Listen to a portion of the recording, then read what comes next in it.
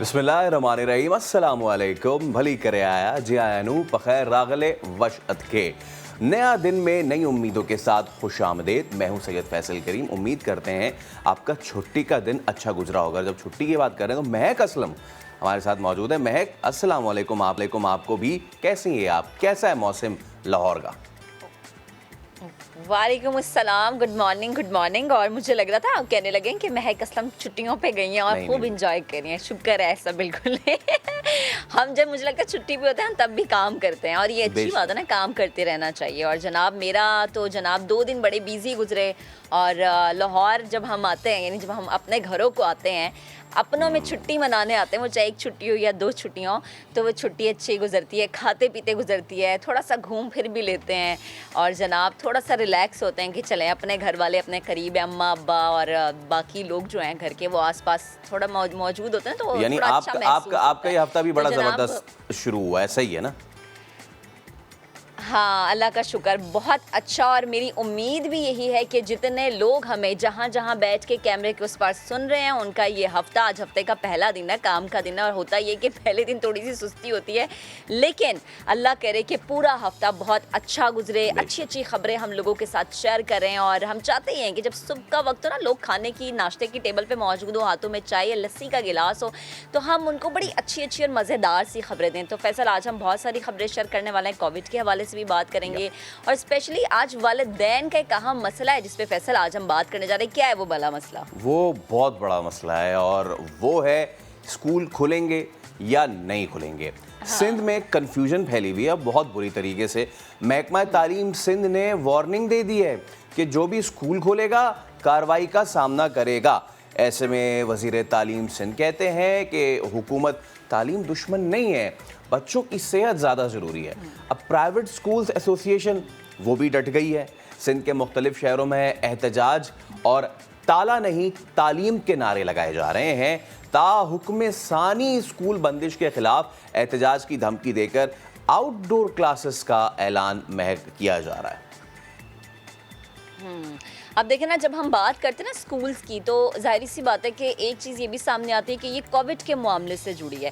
लेकिन फिर बहुत सारे सवालात उठते हैं कि जी आप लोगों ने मॉल्स खोल दिया, आप लोगों ने पार्क्स खोल दिया, आप लोगों ने फ़लानी जगह खोल दी, लेकिन जब बच्चों की तालीम का मामला आता है ना, तो भाई आप लोग स्कूल बंद कर देते हैं। लेकिन जब भी हम कोरोना की बात करते हैं ना, तो एक खौफ दिल में जो है वो जन्म लेता है, या जो पहले से मौजूद खौफ है वो ज़्यादा पुख्ता हो जाता है। क्यों? क्योंकि जो चौथी लहर है उसके वार मज़ीद तेज़ होते जा रहे हैं। और जब वार तेज़ होते हैं तो फिर ज़ाहिर सी बात है, वफाकी हुकूमत हो जाए या सूबाई हुकूमत हो जाए, वो किसी ना किसी हद तक फ़ैसले लेती है। तो अगर मैं कोरोना की सूरत हाल से मुतालिक अपडेट करूँ तो मुल्क में कोरोना के वार तेज़ हो चुके हैं और एक दिन में मज़ीद 80 अफराद जो हैं इंतकाल कर गए। मजमूई अमवात की अगर बात की जाए तो वो 25,000 हो चुकी है। अब आप ये सोचें कि बार बार रोज़ाना मैं और फैसल और हमारी पूरी टीम ये कोशिश करती है कि हम आपको रोज़ाना की बुनियादों पे ये कहें कि प्लीज़ जाइए वैक्सीन लगवाइए। अगर आपने वैक्सीन नहीं लगवाई तो प्लीज़ वैक्सीनेट करवाइए, ख़ुद को मास्क पहने, समाजी फासले का ख्याल रखें। क्योंकि फैसल, मैंने ये लाहौर में देखा है कि अगर मैंने किसी से रैंडमली पूछा ना कि आपने मास्क क्यों नहीं लगाया पेट्रोल पंप पे या रेस्टोरेंट में, तो वो मुझे आगे से कहते हैं जी हम तो वैक्सीनेट है।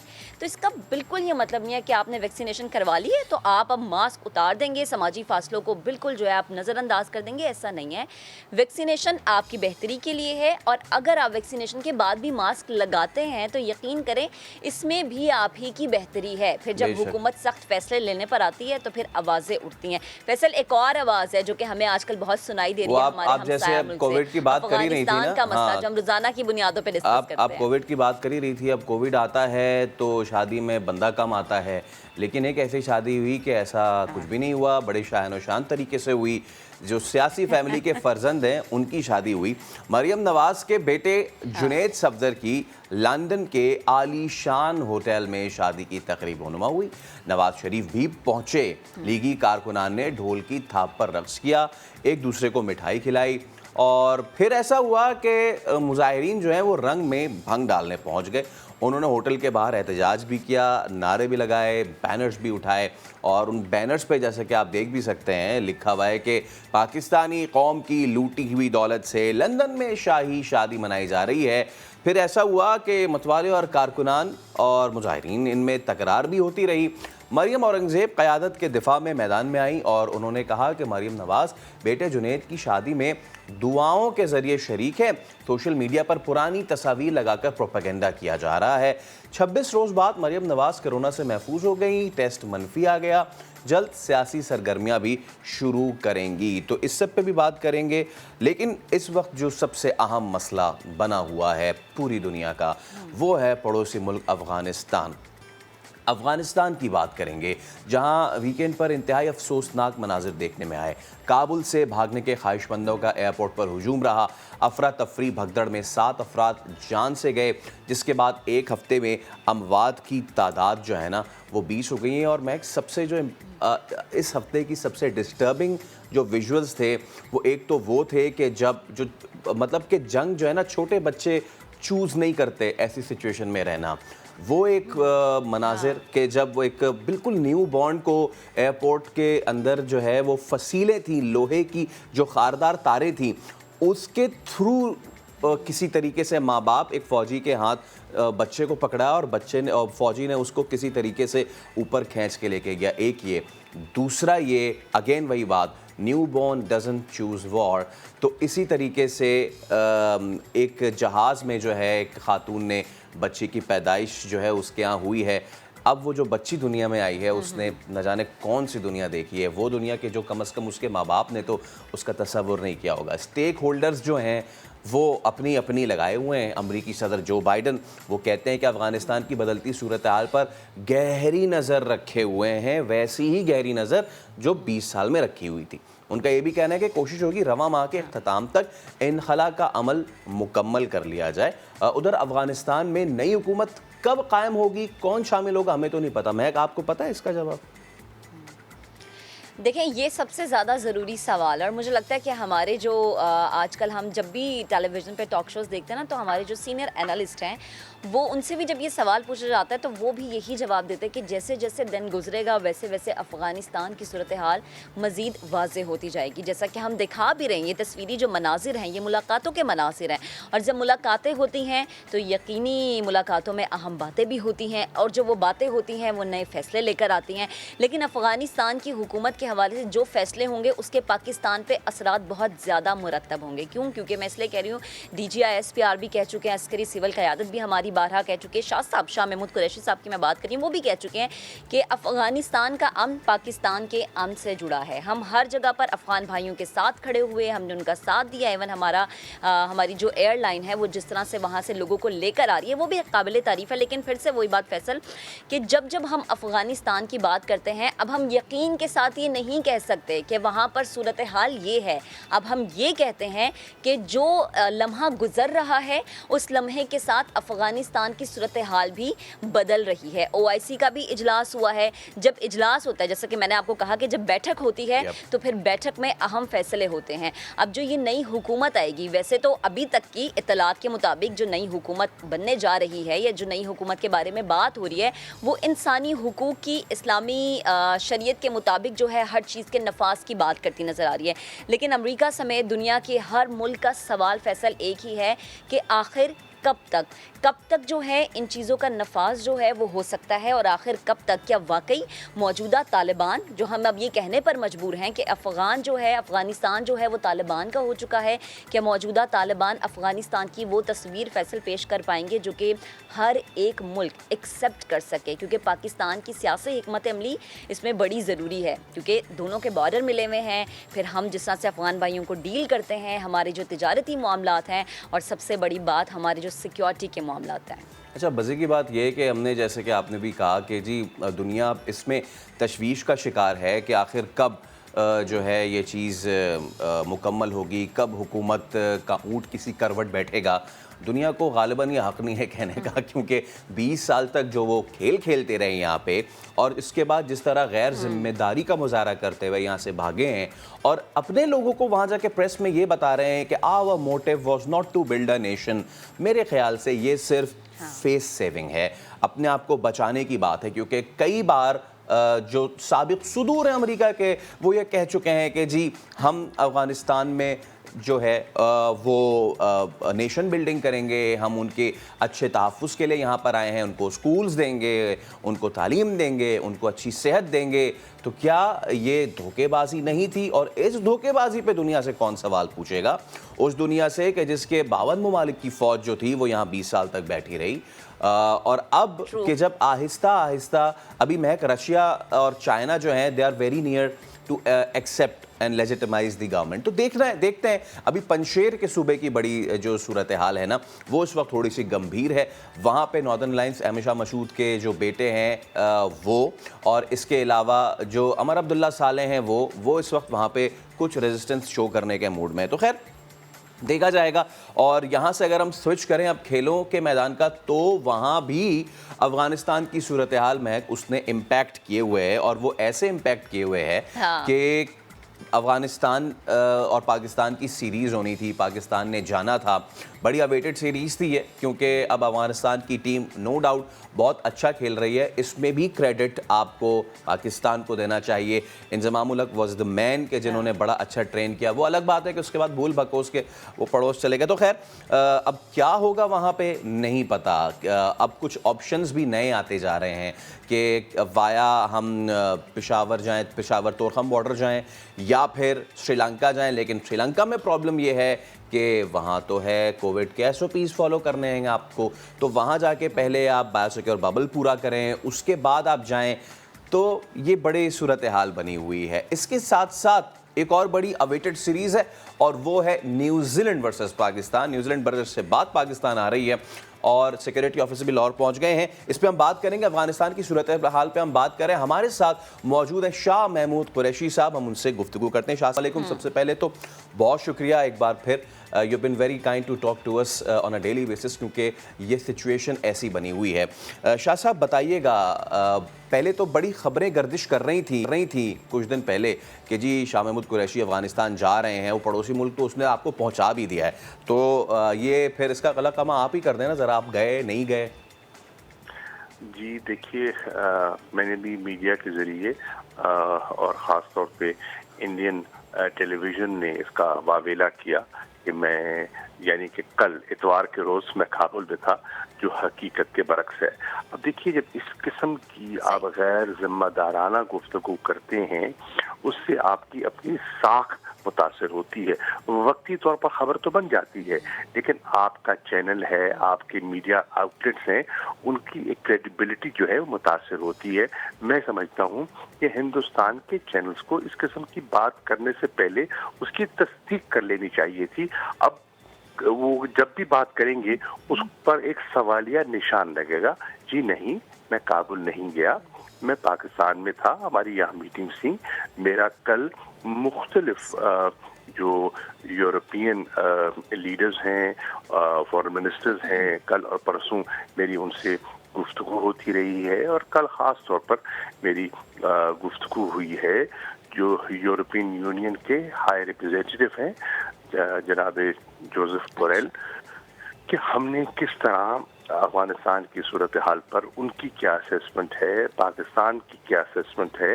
ہم نے تبادلہ خیال کیا ایویکویشن کے لیے ہم کس طرح وہاں حالات کو بہتر کر سکتے ہیں، پاکستان نے کیا رول پلے کیا ہے، پاکستان کس طرح معاون اور مددگار ثابت ہو رہا ہے. میں نے ان کی خدمت میں جو اب تک ہم نے اقدامات اٹھائے ہیں ان کی خدمت میں پیش کیے. میں نے ان کو یہ بھی اعتماد میں لیا کہ ان قریب انشاءاللہ میں جا رہا ہوں کچھ ممالک میں جو افغانستان کے پڑوسی ہیں، کیونکہ ہمارے بہت سے چیلنجز ہیں جو کامن نوعیت کے ہیں، جو ہم پہ بھی ان کا بوجھ آ سکتا ہے، ان پہ بھی آ سکتا ہے، کسی پڑوسی پہ آ سکتا ہے. تو ہم مل کر آپس میں تبادلہ خیال کریں اور دیکھیں کہ ہمارا ان کو ڈیل کرنے کا ہماری حکمت عملی کیا ہونی چاہیے، ہماری ریجنل اپروچ جو ہے وہ کیا ہونی چاہیے. تو اس کے لیے مشاورت ضروری ہے. تو میں انشاءاللہ تاجکستان جا رہا ہوں، ازبکستان جا رہا ہوں، ترکمنستان جا رہا ہوں اور ایران جا رہا ہوں. چین کے وزیر خارجہ سے میری اس موضوع پر بات हो चुकी है और छठा मुल्क हम खुद हैं। तो ये जब 6 के 6 नेबर्स हैं, हमारी आपस में मशावरत होगी और होनी चाहिए, क्योंकि बहुत से कॉमन चैलेंजेस हैं। हम एक बेहतर हिकमत अमली अपना सकेंगे वहाँ की सूरत हाल को सुधारने के लिए। सही। शाह साहब, आपकी काविशें और आपकी कोशिशें किसी से ढकी छुपी नहीं है, क्योंकि अफ़गान अमल में जो आपका किरदार है वो दुनिया के सामने वाज़ेह है। मैं एक और सवाल यहाँ पर पूछना चाहती थी, जैसे मैं और फैसल भी गुफ्तगू कर रहे थे कि जब मुलाकातें होती हैं तो नई नई बातें और नए नए फैसले जन्म लेते हैं। तो कल एक मुलाकात भी हुई, मुल्ला अब्दुल गनी ब्रदर की साबिक अफ़गान वज़ीर आज़म गुलबदीन हिकमत यार से मुलाकात। आपको क्या लगता है ये जो मुलाकात है, अफ़गानिस्तान की जो पॉलिसीज़ अब बनने जा रही हैं, या अफ़गान हुकूमत की जो बात होती है हर एक टॉक शो में, ये इस पे असरअंदाज हो सकती है? देखिए, ये जो मुलाकातें हैं वो उस हिकमत अमली का हिस्सा हैं जिसका मकसद है कि जो एक सेटअप सामने आए, एक इंटरम अरेंजमेंट सामने आए, वो इंक्लूसिव हो, उसमें लोगों को एहसास शमूलियत दिया जाए, उनकी बात को एहतराम से लिया जाए। देखिए, अफगानिस्तान एक मल्टी एथनिक मुल्क है, उसमें सिर्फ पश्तून नहीं, पश्तूनों के साथ साथ दीगर अक़वाम भी हैं जो बसती हैं, और जितनी ब्रॉड बेस्ड गवर्नमेंट होगी उतना अमन, इस्तेहकाम और बेहतरी के इम्कानात बढ़ जाएंगे। तो इस वक्त तबादला ख्याल हो रहा है, गुफ्तगू शुनीद हो रही है, एक दूसरे को एतमाद में लिया जा रहा है, और कॉन्फिडेंस बिल्डिंग मेजर्स के लिए एक हिकमत अमली अपनाई गई है और उस पर काविशें हो रही हैं। देखिए, आसान मरला नहीं है, इसमें बेपनाह पेचीदगियां हैं, क्योंकि आप इस चीज से इनकार नहीं कर सकते, क्योंकि एक एलिमेंट मौजूद है, कल भी था, आज भी है, जो स्पॉयलर्स का रोल प्ले कर रहा है।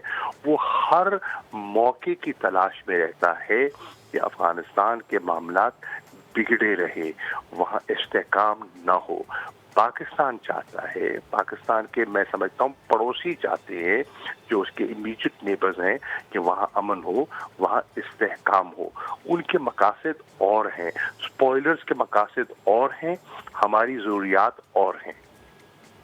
ओके और शाह साहब, एक चीज़ मज़ीद, और वो ये कि जब हम स्पॉयलर्स की बात कर रहे हैं, नाम ना लिए बगैर ही हमारे जहन में आ जाता है भारत की जो ख़ुद की एक्सपोर्ट है, जो कि वो अफ़गानिस्तान को करता है, वो रुकी हुई है। तो पाकिस्तान को छेड़ के, उससे ताल्लुकात ख़राब करके वो क्यों अपनी एक्सपोर्ट्स को ख़राब करना चाह रहे हैं? क्योंकि रास्ता तो यही है, इधर से ही जाना है, तोरखम से ही जाना है।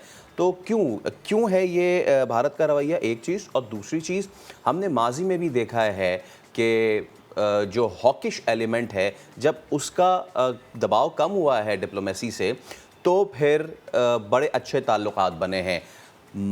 मुस्तक़बिल करीब में आपको लगता है कि भारत की तरफ से ऐसा कोई मस्बत रवैया आ सकता है? उनकी जो डिप्लोमेसी में जो हॉकिश एलिमेंट है वो आपको आगे आते हुए कम होता नज़र आ रहा है, ख़ास तौर पे अफ़गानिस्तान की सूरत हाल में? देखिए, वो तो वक्त बताएगा, उनका किरदार बताएगा, उनके अमली इक़दामात बताएंगे कि वो किस तरफ आगे बढ़ रहे हैं। देखिए, भारत को चाहिए कि वो ज़रा लंबा सोचे।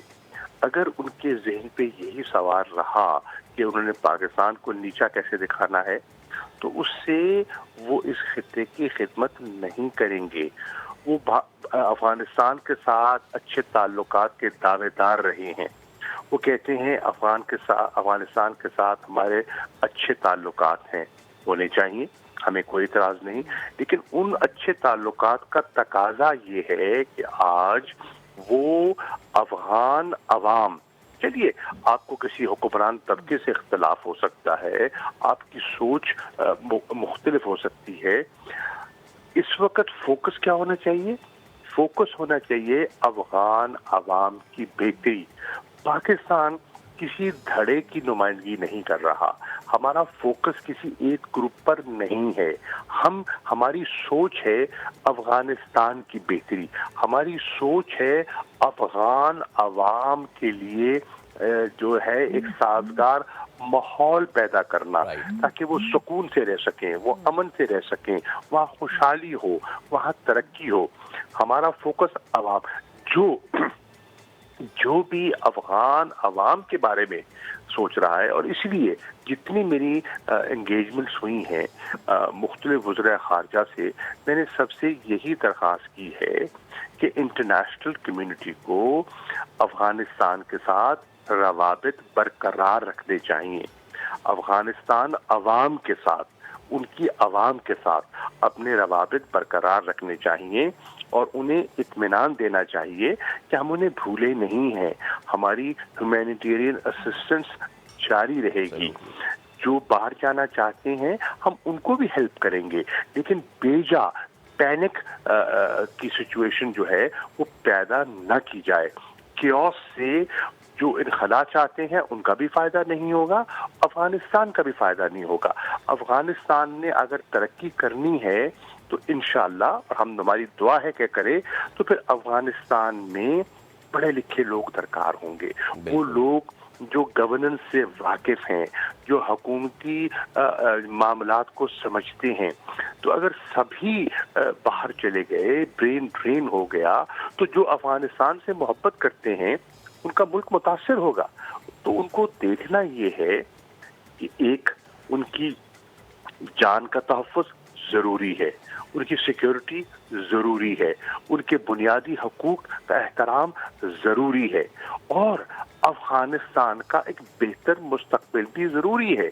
तो उस बेहतर मुस्तक़बिल के लिए कौन क्या किरदार अदा कर सकता है?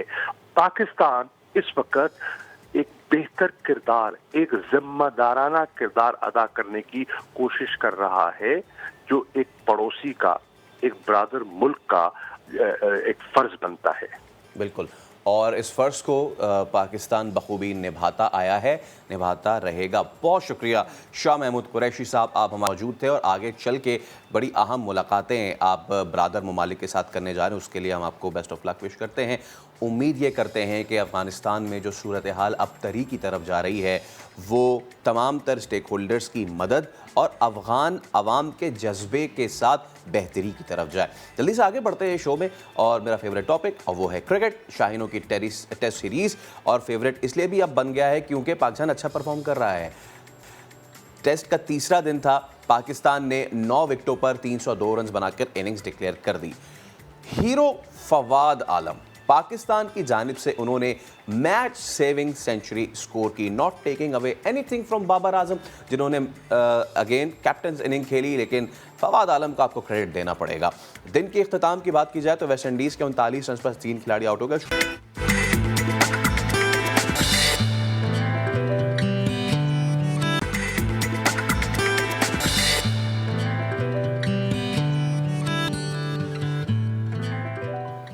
Welcome back. शायर से माजरत के, सिंध हुकूमत के ज़ाब्ते हम नहीं मानते। ये सिंध हुकूमत के जो ज़ाब्ते हैं ये तालीमी इदारों से मुताल्लिक़ है, और वो ज़ाब्ता ये है कि गैर मुय्यना मुद्दत तक अब ये बंद रखे जाएंगे। अब सिंध हुकूमत ने तो कर लिया ये फ़ैसला, इसके ख़िलाफ़ all private schools management association डट गई है, और डटी भी ऐसे कि आज आउटडोर क्लासेस लगाने और तालीम बचाओ मुहिम शुरू करने का ऐलान कर दिया है।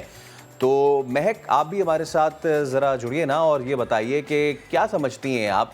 ये पहले तो हो रहा था कि 10 दिन, फिर 10 दिन, फिर 10 दिन बंद हो रहे हैं स्कूल, लेकिन ये ताहुक्म सानी जो स्कूल बंद हो रहे हैं उस पर बड़े मीम्स भी शेयर हो रहे हैं ना कि क़यामत, अब क़यामत को स्कूल खुलेगा, क्योंकि असल इम्तिहान तो क़यामत है।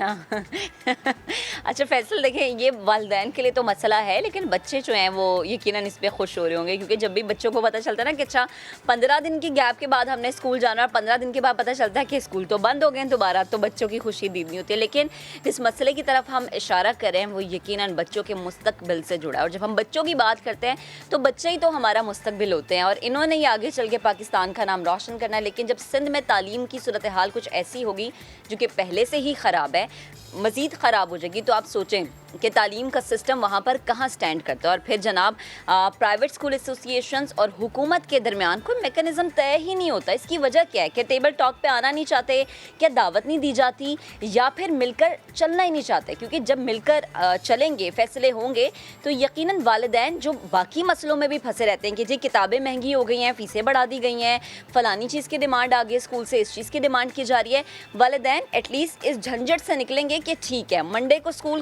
کھلیں گے اور ہم نے بچوں کو بھیجنا ہے. بہت سارے سوالات جن کے جوابات یقیناً وہ والدین جو کہ اس وقت ہمارا پروگرام دیکھ رہے ہوں گے وہ جاننا چاہتے ہوں گے. اور اسی پر بات کرنے کے لیے ہمیں جوائن کیا ہے چیئرمین پرائیویٹ اسکول مینجمنٹ ایسوسی ایشن سندھ سید طارق شاہ صاحب نے. طارق صاحب بے حد شکریہ آپ کے وقت کا. ہم سن بھی رہے ہیں کہ آؤٹ ڈور کلاسز آج ہو رہی ہیں, تو پلیز ذرا یہ بتائے گا کہ کیا واقعی جس جگہ پر آپ موجود ہیں, آپ کے بیک گراؤنڈ سے دیکھ کے لگ رہا ہے آپ کہیں باہر ہیں. سب سے پہلے تو آپ موجود کہاں پر ہیں, اور کیا واقعی آج آؤٹ ڈور کلاسز ہو رہی ہیں؟ جی جناب, بہت شکریہ کہ آپ کے پروگرام نے بھی اس ہمارے پروٹیسٹ کو اور ہمارے مطالبات کو یہاں کور کرنے کے لیے آئے ہیں.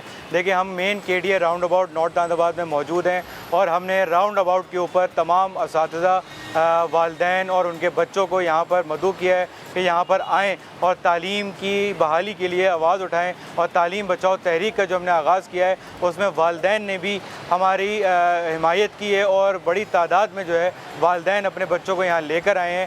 اس کے ساتھ ساتھ دیکھیں, جو بات آپ کری تھی کہ جو حکومت جو ہے وہ ہمارے ساتھ بیٹھتی ہے یا نہیں بیٹھتی ہے, کیا مذاکرات نہیں ہو پاتے ہیں جب بھی ہم اس نہج پہ پہنچیں. دیکھیں, بحالت مجبوری آج ہمیں روڈ پر آنا پڑا, وہ صرف اس لیے کہ جو ہم سے وعدے کیے جاتے ہیں وہ وفا نہیں ہوتے. وعدے جو کرتے ہیں وہ کوئی اور ہائر اتھارٹی آ کر اس کو بدل دیتی ہے. اور اس اسٹیئرنگ کمیٹی کے اندر تو ہم اتنے شور تھے کہ سردار علی شاہ ایجوکیشن منسٹر, عذرا پیچو ہیلتھ منسٹر, دونوں موجود تھے. دونوں نے کہا کہ ہاں 23 اگست سے تعلیمی ادارے کھول دیے جائیں گے, لیکن آل آف اے سڈن ایک دن کے بعد یہ ڈیسیجن چینج کر دیا جاتا ہے. اور نہ صرف چینج کیا جاتا ہے, کوئی تاریخ نہیں دی جاتی اور اس کو ٹل فردر نوٹس کر دیا جاتا ہے. تو مطلب اس کا مطلب کیا ہے کہ پورے ملک کے بچے پڑھ رہے ہیں, صرف محروم ہو رہے ہیں تو صرف ہمارے سندھ کے بچے ہیں, پورے پاکستان کے بچے تو پڑھ رہے ہیں. تو اب آپ ہی کے چینل کی رپورٹ تھی کہ 22 دن جو ہے تعلیمی ادارے جو ہیں وہ چلے ہیں سندھ کے اندر. تو آپ یہ دیکھیں کہ پھر ہم کس نہج پر پہنچ چکے ہیں کہ ہم اپنے تعلیمی اداروں کو, ہمارے بچوں کی تعلیم کو کہاں لے کر جا رہے ہیں. تو ہمیں چاہیے کہ ہم جو ہے وہ تعلیمی ادارے کنٹینیوٹی کے ساتھ کھولیں. اور ہمارا آج بھی ہم پیسفل پروٹیسٹ کرنے آئے ہیں, اور ہم صرف یہی, ہم نے شاید اس ملک میں رہتے ہوئے یہی سیکھا ہے کہ جتنی بھی ٹیبل ٹاک کر لیں, لیکن جب تک آپ روڈوں پر نہیں آتے, مظاہرہ نہیں کرتے, آپ کے مطالبات نہیں مانے جاتے. تو ہمارا آج بھی مؤدبانہ گزارش ہے, مطالبہ ہے حکومت سندھ سے کہ فوری طور پر تعلیمی ادارے کھولے جائیں. CM صاحب سے مطالبہ ہے کہ آپ کبھی ہمارے تعلیمی اداروں میں آ کر دیکھیں تو صحیح کہ ہم SOP فالو کیسے کرتے ہیں. آپ نے کبھی تعلیمی اداروں کو SOP فالو کرتے ہوئے دیکھا ہی نہیں ہے. یہی ہم کافی عرصے سے طارق بھائی یہی ہم بات کر رہے ہیں کہ جہاں SOPs فالو ہو سکتی ہیں, اسکول کالجز یونیورسٹی سے بہتر کوئی جگہ نہیں ہے. آپ نے کہا کہ جی سندھ کے ساتھ بڑی دشمنی ہے, تو کراچی میں تو اسکولز بند ہیں, لیکن اگر لاڑکانہ آپ کو لے کے چلیں, لاڑکانہ والوں نے اس کو آپ اگر ایسے کہنا چاہیں کہ SOPs کی دھجیاں اڑا دی ہیں تو ایسے کہہ لیں. ایسے کہنا چاہیں کہ تعلیم اور تعلیم پہ جو تالا تھا اس کو توڑ دیا تو ایسے سمجھ لیں, جیسے سمجھنا ہے سمجھیں. لیکن لاڑکانہ والوں نے یہ کام کر دیا ہے. پرائیویٹ اسکولز ایسوسیشن نے جو احکامات ہیں سندھ حکومت کے, ان کو ہوا کر دیا ہے. شہر کے بیشتر نجی اسکولز کھل گئے ہیں. ہم مزید بات کریں گے اپنے نمائندے نوید لاڑک سے. نوید بتائیے. جی بالکل, سندھ حکومت کی جانب سے صوبے بھر میں جو ہے وہ کورونا کے پیش نظر جو سرکاری اسکول ہیں, تعلیمی ادارے ہیں, وہ بند رکھنے کا اعلان کیا گیا ہے. لیکن لاڑکانہ جو پیپلز پارٹی کا گڑھ ہے, وہاں پر جو ہے وہ پرائیویٹ اسکول انتظامیہ کی جانب سے جو ہے وہ اس حکومتی احکامات کی جو ہے وہ دھجیاں اڑائی گئی ہیں, ان کو ہوا میں اڑا دیا گیا ہے. کیونکہ آج صبح سے ہی جو ہے وہ لاڑکانہ شہر کے بیشتر پرائیویٹ اسکول جو ہیں وہ کھل گئے. اکثر جو ہے وہ اسکولوں میں جو ہے وہ بچے ہمیں یونیفارم اور بغیر یونیفارم جانے گھر کے کپڑوں میں جو ہے وہ جاتے ہوئے نظر آئے. اس کے علاوہ جو ہے وہ اس وقت انتظامیہ نام کی کوئی چیز نہیں, کیونکہ سندھ حکومت کی جانب سے یہ بھی اعلان کیا گیا تھا کہ اسکولوں, پرائیویٹ اسکولوں کے خلاف ایکشن لیا جائے گا, لیکن یہاں پر ایکشن لینے والا کوئی نہیں ہے. بے دھڑک جو ہے وہ SOPs کی بھی جو ہے دھجیاں اڑائی جا رہی ہیں. یہاں پر اسکولوں तालीमी जो क्लासेस में के अंदर जो बच्चे मौजूद हैं वो बगैर मास्क के और बगैर सैनिटाइज़र के और दीगर जो SOPs है उनको फॉलो नहीं किया जा रहा है, और नतीजे में ये भी जो है वो कोरोना फैलने का अंदेशा है। तो यहाँ पर इंतजामिया नाम की जो कोई चीज़ नहीं है और एक्शन नहीं लिया जा रहा है यहाँ पर। जी, एक सूबा और दो निज़ाम, ये कैसे चल सकता है? हम मनाजिर में भी देख रहे हैं कि ये बच्चे पहुँचे हुए हैं यहाँ पे, और सिंध हुकूमत ने वैसे तो पूरे सिंध में ये कहा था कि ता हुक्म सानी स्कूल नहीं खुलेंगे। क्यों? क्योंकि कोरोना है। इस पे जो गवर्नमेंट का मौक़िफ़ था वो भी आया सामने। वज़ीर तालीम कहते हैं कि हम तालीम दुश्मन तो नहीं हैं, हम तो बच्चों की सेहत को मद्देनज़र रखते हुए ये फ़ैसला कर रहे हैं। तो क्या तमाम तर सिंध हुकूमत के फ़ैसले बंदिश से ही जुड़े हैं? क्या बार बार कारोबार बंद करेंगे? क्या बार बार जो है वो स्कूल्स बंद करेंगे? अब ये चीज़ सोचनी पड़ेगी आपको कि आखिर कितना एजुकेशन में तात्तुल आए, कितना डिले आए। नॉट फॉरगेटिंग जो तीसरे इसमें स्टेक होल्डर हैं, जो पेरेंट्स हैं, जो बार बार ये कह रहे हैं सिंध हुकूमत अपनी चला रही है, प्राइवेट स्कूल्स एसोसिएशन के अपने मुतालबात हैं, लेकिन बीच में पिस रहे हैं पेरेंट्स, और वो ये कहते हैं कि तालीम हो तालीम ना हो, हमसे तो पैसे ले रहे हैं। और जब ये बात वो करते हैं तो फिर स्कूल्स एसोसिएशन कहती है कि हम क्या करें, हमें तो अपनी फिक्स कॉस्ट और टीचर्स को सैलरी देनी है। और फिर ये जिस तरह गर्दिशी कर्जा है, उसी तरह ये एक गर्दिशी मसला बनता जा रहा है, जिस पे वो फिर सिंध हुकूमत पे डालते हैं कि हमें फ़ंड दे दें, हम पेरेंट्स से पैसे नहीं लेंगे। पेरेंट्स कहते हैं हमें तालीम दे दें, हमें पैसे देने में कोई मसला नहीं है, और सिंध हुकूमत कहती है ताउक में सानी स्कूल बंद रहेंगे। इससे पहले कि क़यामत आ जाए स्कूल खुलेंगे या नहीं खुलेंगे ये तो कोई नहीं जानता, लेकिन लाड़काना वालों ने जो है इस SOPs को किया है ख़त्म। तो मैं वैसे ये बताइए कि वहाँ पंजाब में क्या सूरत हाल है? क्या वहाँ भी स्कूल्स की बंदिश है? और अगर स्कूल्स खुले हैं तो क्या वहाँ पे SOPs फॉलो हो रहे हैं? यानी कि हम अगर सीखना ही है तो वहाँ से सीख लें कि वो किस तरीके से अपने मामलात को चला रहे हैं। अच्छा फैसल, अगर स्पेशली पंजाब के प्राइवेट स्कूल्स की मैं बात करूं तो जो मेरी फैमिली के बच्चे जिन स्कूल्स में पढ़ते हैं वहाँ पर मैंने ये देखा कि बड़ा अच्छा इंतज़ाम है, बच्चों को SOPs मुकम्मल तौर पे फॉलो करवाए जा रहे हैं। और जैसा कि तारिक शाह साहब भी जिक्र कर रहे थे जनाब कि अगर फॉलो किए जा रहे हैं SOPs तो इसमें कोई मज़ाक़ा नहीं है कि आप स्कूल्स खोल दें। सिंध के बच्चों के लिए और स्पेशली कराची, मतलब कराची एक मुआशी हब है, वहाँ के बच्चों के लिए तालीम के मयार को अगर अलग रखा जाएगा और जैसे आपने जिक्र भी किया बंदिशों से जोड़ा जाएगा तो गलत होगा।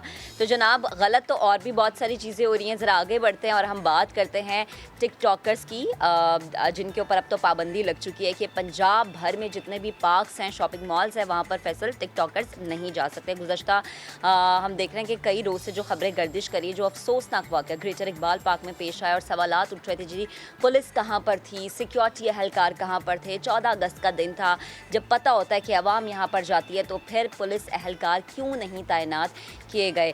और फैसल जब हम देख रहे हैं कि मजीद लोगों को भी गिरफ्तार किया गया और उनकी भी जो है अब उनसे भी तफ्तीश का अमल जारी है। 126 गिरफ्तारियां हो चुकी हैं। मामले खुसूसी शहबाज गिल के मुताबिक रिक्शे में सवार खातून के साथ जो बदतमीजी की जो एक और वीडियो आई थी, वो वीडियो बनाने वाले उबाश मुलजिम को लाहौर पुलिस ने तहवील में लेकर तफ्तीश शुरू कर दी है। बहुत जल्द बदतमीजी करने वाले मुजरिम को भी गिरफ्तार कर लिया जाएगा। तो गुज़िश्ता रोज़ जो हमारी नुमाइंदा थी शाहीन मशाल, उन्होंने भी गुफ्तगू की उन्हीं खातून से कि जिनसे बदतमीज़ी हुई थी। पहले ये गुफ्तगू सुनते हैं, उसके बाद हम बात करेंगे। साथ भी कुछ आपके साथी मौजूद थे तो वो प्रोटेक्ट नहीं कर पाए, क्या हजूम बहुत ज़्यादा था? हजूम इतना ज़्यादा था कि सब लोग बिखर गए। उसके बाद मुझे नहीं पता कौन कहाँ पे है, क्या है, और काफ़ी लोगों को बीच में चोटें भी आई हैं और मुझे अपना खुद पता नहीं चल रहा था मैं किधर हूँ, किस दुनिया में।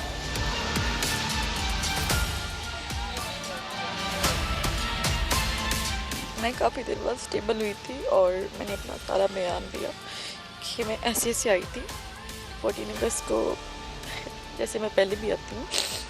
बचपन से मैं अपने मामा की उंगली पकड़ के वहाँ पे जाती हूँ, मैं वहाँ की रहती हूँ, अपने भाइयों के साथ में जाती रही हूँ।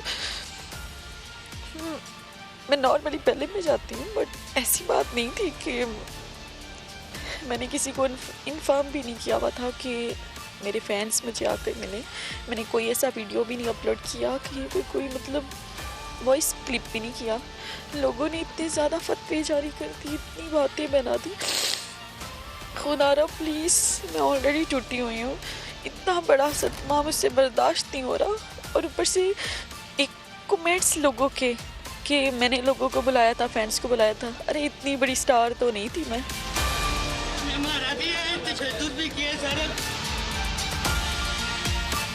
اور ایسا فیم خدا کرے کبھی کسی بیٹی کو نہ آئے، کسی بہن کو نہ آئے. پولیس میرے پاس پہنچی ہیں 2.5 گھنٹے بعد، مجھے بچانے والے بھی ہوئے ہیں. میرے ساتھ جو میری ٹیم تھی ان میں سے ایک ممبر نے انفارم کیا تھا، اور کافی زیادہ دفعہ اس نے کال کی، جس میں سے 2 اس کا کہنا ہے کہ 2 کالس ریسیو ہوئی ہیں. تو ہم نے کوشش کی کہ تمام تر جو اس میں ملوث ہیں لوگ، ان کا موقف شفاف طریقے سے آپ تک پہنچائیں تاکہ ون سائیڈڈ سٹوری نہ ہو. اب ہم بات کریں گے اسی معاملے پر مزید. ہمارے ساتھ موجود ہے DIG operations Punjab police Sohail Sukhera صاحب. سہیل صاحب بہت شکریہ وقت کے لیے. کہاں تک پہنچی ہے اس واقعے کی تفتیش اور شناخت؟ پریڈ کے دوران کوئی تفصیل شیئر کر سکتے ہیں؟ کتنے افراد کو متاثرہ خاتون نے پہچانا؟ ان میں سے 70 جو ہیں انہیں آئیڈینٹیفیکیشن پریڈ کے لیے جیل بھیجا گیا ہے، اور ان کی اسی طرح شناخت ہوگی تو انشاءاللہ انہیں ہم قرار واقعی سزا جو ہے وہ دلوائیں گے. فی الحال یہی سچویشن ہے، اور مزید جو ہیں جس طرح لوگ آئیڈینٹیفائی ہوں گے، موبائل ڈیٹا یوز کیے جا رہے ہیں، نادرا کو انوالو کیا گیا ہے، اور لوکل جو انٹیلیجنس ہے اس کو بھی استعمال کر رہے ہیں. اور یہ جو ہماری بچی ہے، اس قوم کی بیٹی ہے، اس سے بہت زیادہ زیادتی ہوئی. اور میں پہلے بھی 1-2 دفعہ پروگراموں میں عرض کر چکا ہوں کہ police definitely is there on the streets, لیکن ایز اے ہول ایک سوسائٹی کا جو رول ہے، جو ہماری کردار سازی ہے، کیریکٹر بلڈنگ جو ہے، جو بچپن سے گھروں میں ٹریننگ دی جاتی تھی، خواتین کی عزت، معاشرے کی اقدار، وہ بڑا اس میں ڈکے آ گیا ہے. اور میں تو مجھے یقین کریں بہت شرمندگی ہوتی ہے ایز اے پاکستانی جب یہ چیز دیکھتے ہیں، اور انتہائی افسوس اور دکھ ہے. اور اس چیز کو انشاءاللہ ساری پولیس ڈپارٹمنٹ نے ریئلائز کیا ہے. IG پنجاب انعام غنی صاحب نے بہت سخت ایکشن لیا ہے، جو ڈیلیڈ رسپانس تھا پولیس کا اس پہ، اور انشاءاللہ اسے ہم لاجیکل اینڈ تک لے کے جائیں گے. ٹھیک. سکھیرا صاحب، جب بھی ہم پنجاب اسپیشلی لاہور کی بات کرتے ہیں نا، تو اب تو صورتحال ایسی ہوگی جیسے آپ نے خود بھی کہا نا کہ آپ کے براٹ اپ کی فیملی کی اس میں بڑا کردار ہوتا ہے. تو سوالات اٹھتے ہیں، تربیت کا مسئلہ ہے یا نظام کا مسئلہ ہے؟ آخر مسئلہ ہے کہاں پر؟ انڈیویجول ہم سب کی ذمہ داری ہے، لیکن لاہور میں اگر ہم دیکھیں تو بہت سارے واقعات سامنے آ رہے ہیں، جیسے کہ مینار پاکستان، یہاں پر 1 نہیں 2 خواتین سے بدتمیزی ہوتی ہے. پھر وہ رکشے والا معاملہ جو ہے، تو پلیز ذرا بتائے گا کہ اب لاہور کی عوام تو مجھ سمیت ہر ایک لڑکی یہ سوچے گی جو لاہور میں رہ رہی ہے کہ ہم باہر نہ نکلیں. اگر باہر نکلیں تو یا تو اپنے باپ کے ساتھ نکلیں یا اپنے بھائی کے ساتھ نکلیں. یہ بالکل آپ صحیح کہہ رہی ہیں کہ اس طرح کے جو واقعات انڈیویجول کیسز ہیں اس میں ضرور یہ تاثر ملتا ہے کہ ہم لوگ خدا نہ خواستہ بچیاں جو ہیں وہ غیر محفوظ ہیں. لیکن وہی جیسے میں پہلے عرض کر رہا تھا کہ جیسے وہ رکشے والا واقعہ ہے، تو اس میں بھی سب چیزیں انشاءاللہ بہت، وہ رکشہ قبضے میں ہے، وہ بندے بھی پکڑے جائیں گے، آئیڈینٹیفائی ہو جائیں گے. یہ بیسیکلی جیسے میں عرض کر رہا تھا نا کہ ایک آپ ہر انسان کے ساتھ پولیس کو ڈپلوائے نہیں کر سکتے، لیکن یہ اوور آل ایک انوائرمنٹ ہوتا ہے.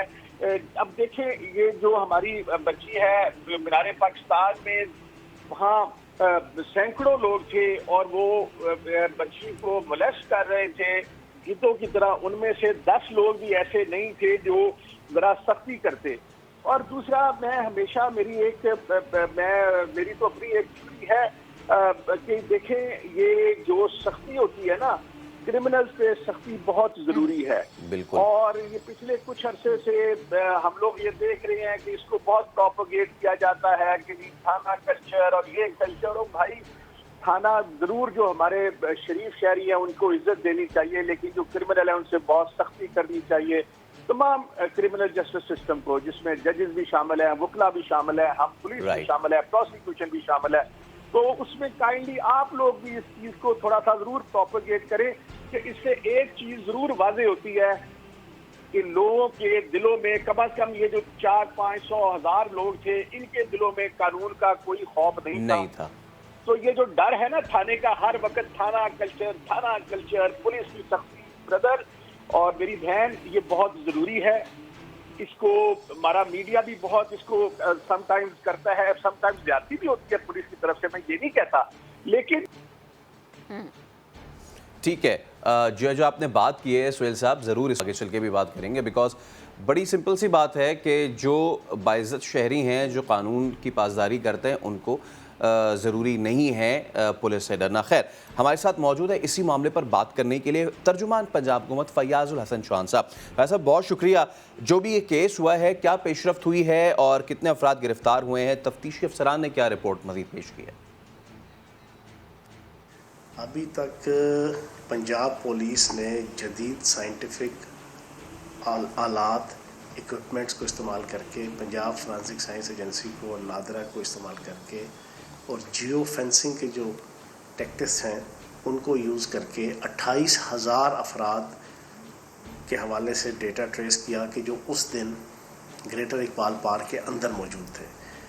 پھر اس لڑکی کے عائشہ کے فون کی بنیاد پہ جو جیو فینسنگ کی گئی، اس کے ارد گرد جو تقریباً 350 سے 400 افراد تھے ان کا موبائل نمبر ٹریس کیا گیا.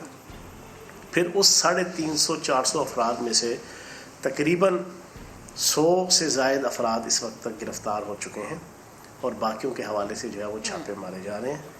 اور ان میں سے 100 میں سے تقریباً اکثر کی جو ہے وہ شناخت پریڈ کے پروسیس سے ان کو گزارا جا چکا ہے، اور یہ کیس جو ہے وہ اپنے منطقی انجام تک انشاءاللہ پہنچ رہا ہے.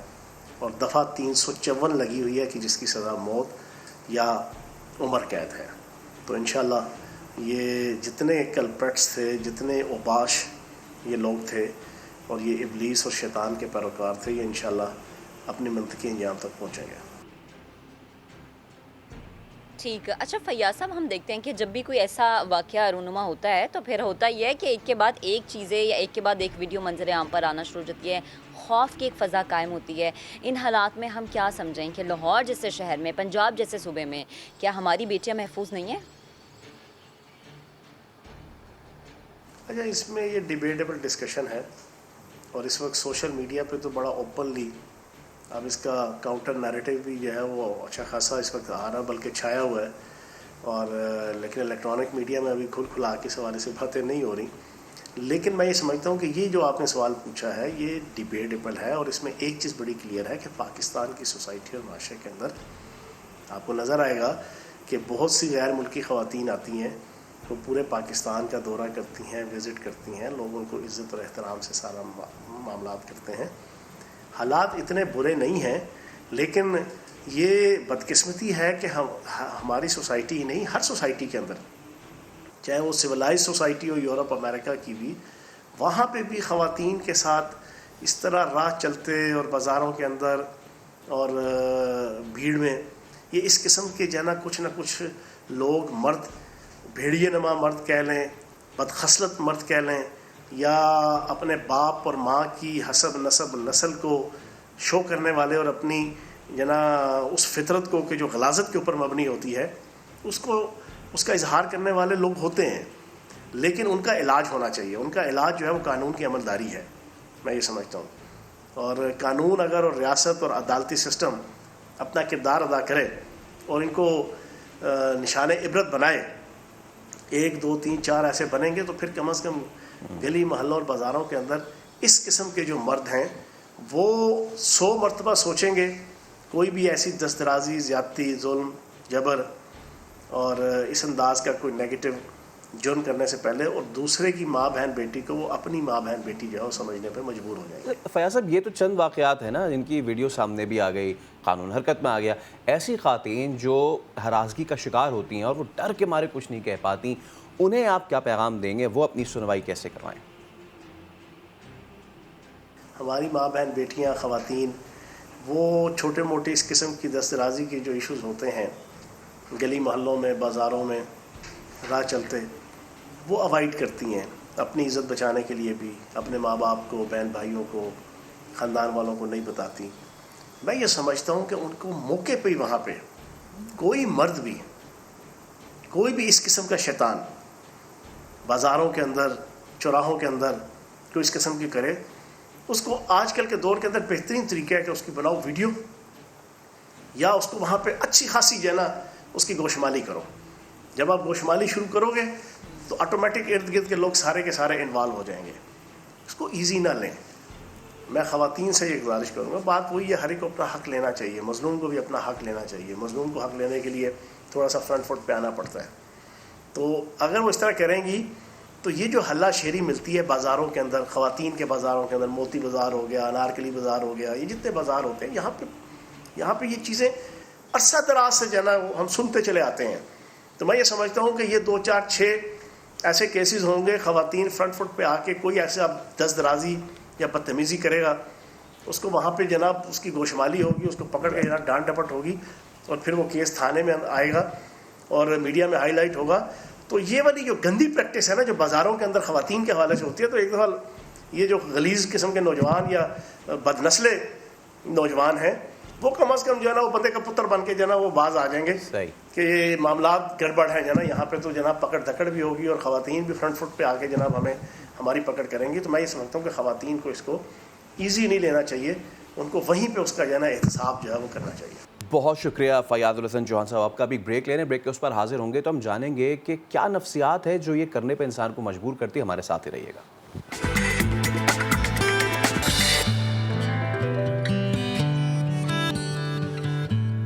ब्रेक पे जाने से पहले हम बात कर रहे थे लाहौर में पेश आने वाले अफसोसनाक वाक़े और उससे जुड़े दीगर वाक़यात की। अब बात यह है कि ख़वातीन के साथ ऐसे वाक़यात क्यों पेश आते हैं और वो क्या सोच है जो ये करने पे मजबूर करती है, इस पे हम बात करेंगे। हमें ज्वाइन किया है हमारे नफ्सियात हेरा जमील साहिबा ने। Hera, thank you so much. सबसे पहले तो हमें बताइएगा ये क्या नफ्सियाती कैफियत है कि आप औरत का एहतराम भूल जाएँ, पब्लिक पॉइंट्स पर दस्त दराजी के वाक़यात, इसे आप कैसे जो है इसका कथास करेंगी? सबसे पहले तो बड़े अफसोस की बात है, this is Hera Jameel and I am registered psychologist with Pakistan psychological association. I am working for 9 years as a psychologist.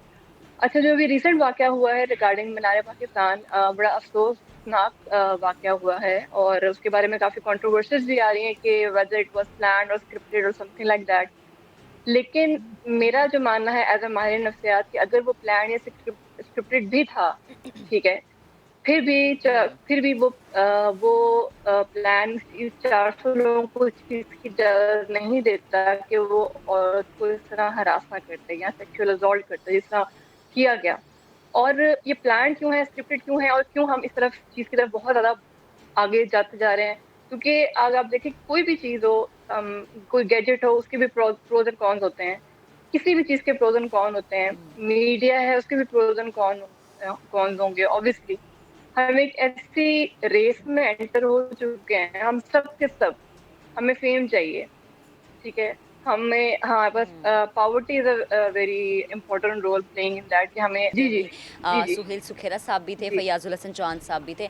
लेकिन अक्सर अगर हम ज़रा वो वाले बाज़ार देखें ना जहाँ बहुत रश होता है, अगर लाहौर की बात करूँ, अनारकली हो गया, इचरा हो गया, इसी तरह कराची में भी जो बाज़ार है जहाँ पर ख़वातीन जाती हैं, चलते चलते जानबूझ के कंधा मार देना, कोई कॉमेंट पास कर देना या आपके बाजू पे चुटकी काट देना या कुछ भी, मतलब कुछ भी ऐसी शर्मनाक हरकत कर देना।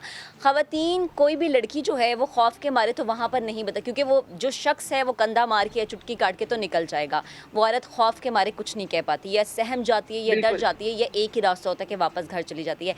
ऐसे मर्दों का, ऐसे लोगों का माइंड क्या होता है, उनकी नफ्सियात क्या होती है? जैसे कि आपने बहुत सारी वजह बताई कि गुर्बत हो सकती है या कुछ भी वजह हो सकती है, इसमें उनका ब्रॉटअप भी शामिल होता है, घर का माहौल शामिल होता है, या मतलब एक ऐसी चीज़ होती है कि जहाँ पर खातून देखी, औरत देखी, बस आउट ऑफ माइंड हो गए, कुछ समझ नहीं आया, ऐसा कुछ प्लीज़ ज़रा एक्सप्लेन कीजिएगा। जी मैम, आपने बड़ी अच्छी बात की कि इस तरह के बाज़ार होते हैं जहाँ पर औरतें अबाया में भी होती हैं, उनको भी नहीं बख्शा जाता। तो द थिंग इज़ कि मैं कहूँगी कि yes, parenting plays a very great role.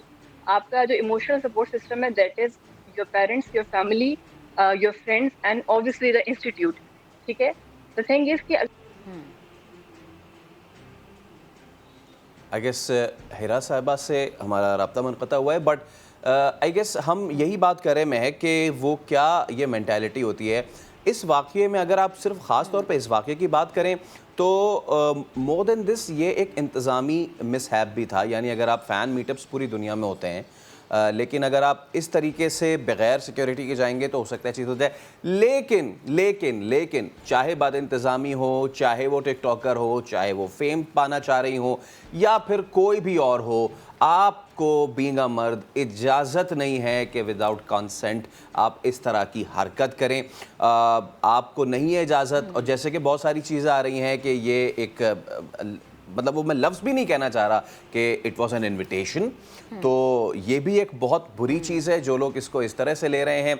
इसके अलावा जैसे कि हिरा भी ये गुफ्तगू फरमा रही थी कि जो मॉब मेंटालिटी है ना उसको कर्व करने की ये जो तरबियत होती है, तरबियत गाह सबसे पहली आपका घर होती है। इन तमाम तर अफराद से या फिर इनको बैकअप करने वाले तमाम तर अफराद से या फिर आगे जो भी ये वाक़यात जिन्होंने पीछे ये किए हैं, उन सब से सिर्फ एक चीज़ बिठा के पूछने की ज़रूरत है, और वो ये कि क्या आपके घर में आपकी अम्मी हैं, क्या आपके घर में आपकी बहन है, क्या आप शादीशुदा हैं तो आपकी बीवी है, और अगर आप शादीशुदा हैं तो क्या आपकी बच्ची हैं। अगर ये सब हैं तो क्या आप घर में उनके साथ ही करेंगे। हिरा हमारे साथ दोबारा मौजूद है।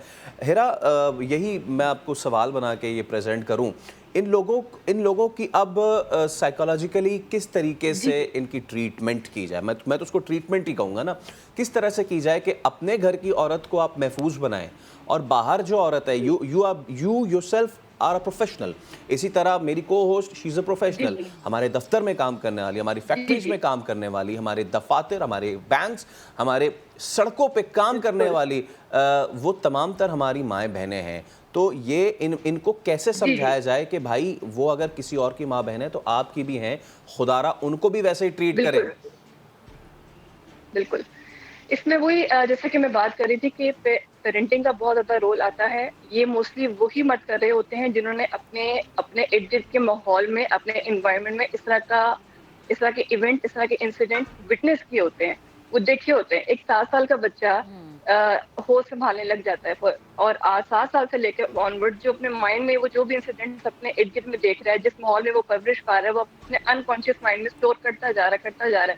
फिर वो एक टाइम आता है कि वो कॉन्शियस लेवल पे वो फ्रस्ट्रेशन आपकी जो कि अगर हम देखे जाए हमारे कौम बहुत ज़्यादा सेक्सुअली डेवस्टेटेड हो चुकी है। Sorry I am using this term on public platform, but I have to because they all are sexually devastated, frustrated, and इसकी अपनी ये प्रोजेक्शन करते हैं इस तरह पब्लिक ये सेक्सुअल डिसऑर्डर्स में भी एक चीज़ आती है कि पब्लिक प्लेस पे किसी औरत के साथ आपने टचिंग कर लिए, कुछ इस तरह कर लिया, आपको सेटिस्फेक्शन मिलती है। This also one of the sexual disorder.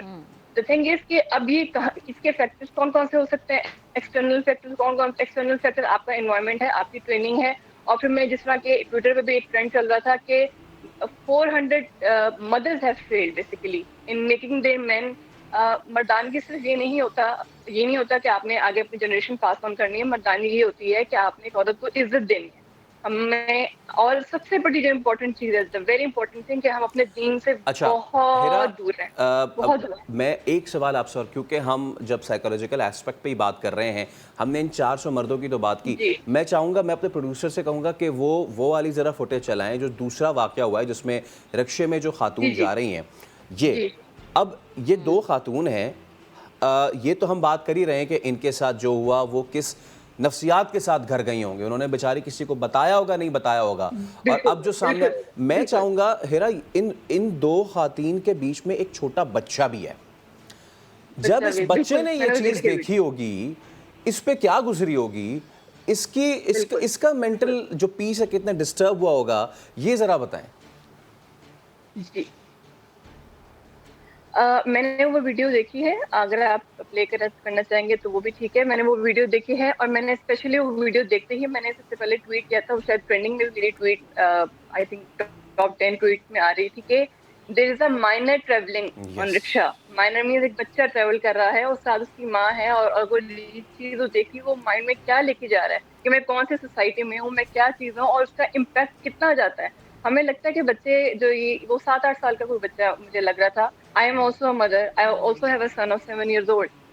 اب یہ ساری چیزیں دیکھ کے یہ وہ کہتے ہیں نا کہ صرف بچوں کو سمجھانا ہوتا ہے, یہ آگے کے لیے پریپیئر کرنا, تو نہیں, مردوں کو بھی اپنے بچوں کو بھی اسی طرح ٹریننگ دینی پڑے گی جس طرح ہم اپنے بچوں کو دے رہے ہیں. مطلب وہ بچہ اگر سوچ رہا ہے فار ایگزامپل یہ چیز میرے ساتھ ہو رہی ہے, یہ چیز میں اپنی سوسائٹی میں اپنے ارد گرد میں دیکھ رہا ہوں, ٹھیک ہے, so the thing is کہ in future there are chances that he is going to commit that thing too. So this is not a society.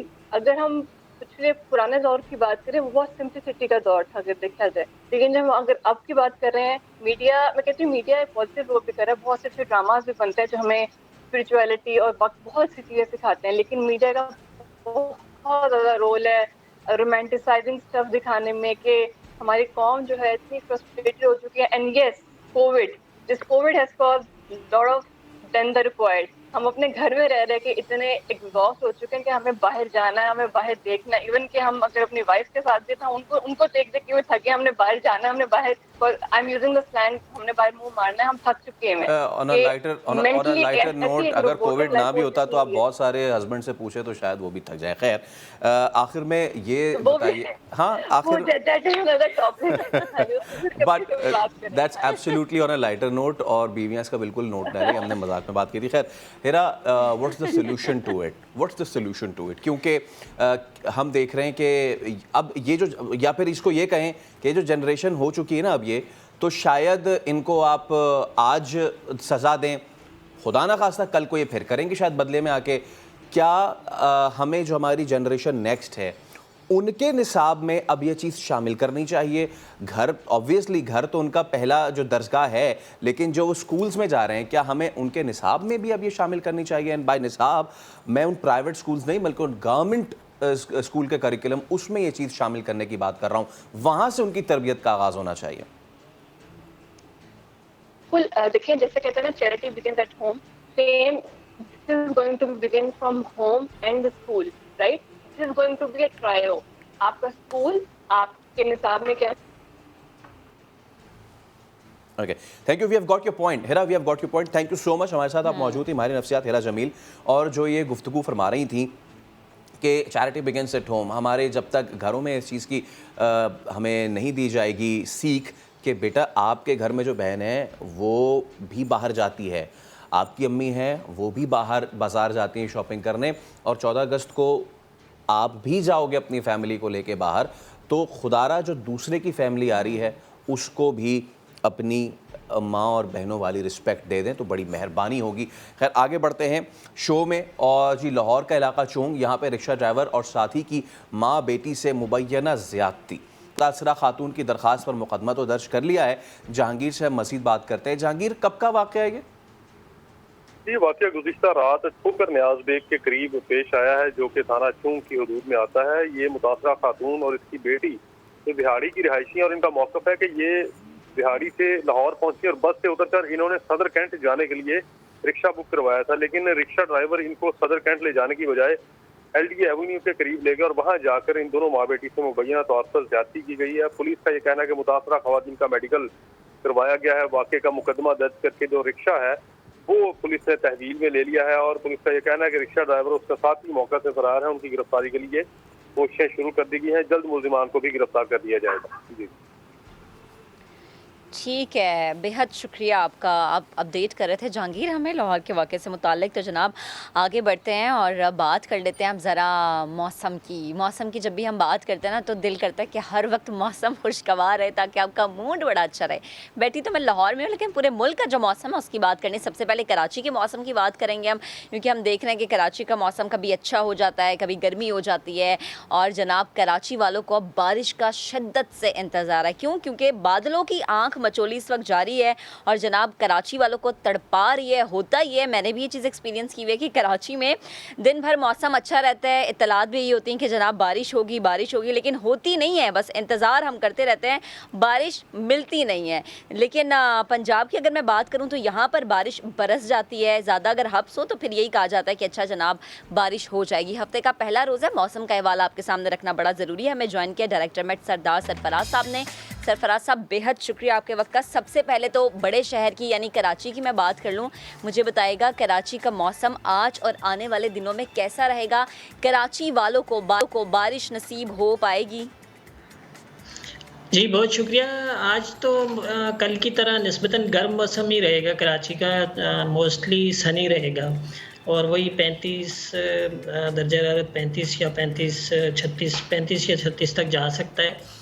और कल से उम्मीद है कि इसमें फिर बेहतरी आएगी, कुछ ज़्यादा तादाद में क्लाउड्स आएंगे और साथ में कुछ तेज़ हवाएं भी चलेंगी। तो कल से फिर दोबारा जो एक तरह से पैटर्न होता है कराची का, क्लाउडी वेदर और साथ में विंडी, और फिर रात और सुबह में ड्रिजल के चांसेस। तो सिग्निफिकेंट बारिश अभी कोई नज़दीक नहीं है इस पूरा हफ्ता। उम्मीद है इंशाल्लाह कि अगस्त के आखिरी दिन या फिर सितंबर के शुरू होते ही एक स्पेल दिख रहा है सिंध में आते हुए। 31 को अपर सिंध में और फिर बतदरीज नीचे बढ़ता हुआ कराची तक 1 और 2 सितंबर को फिर चांस बन रहा है।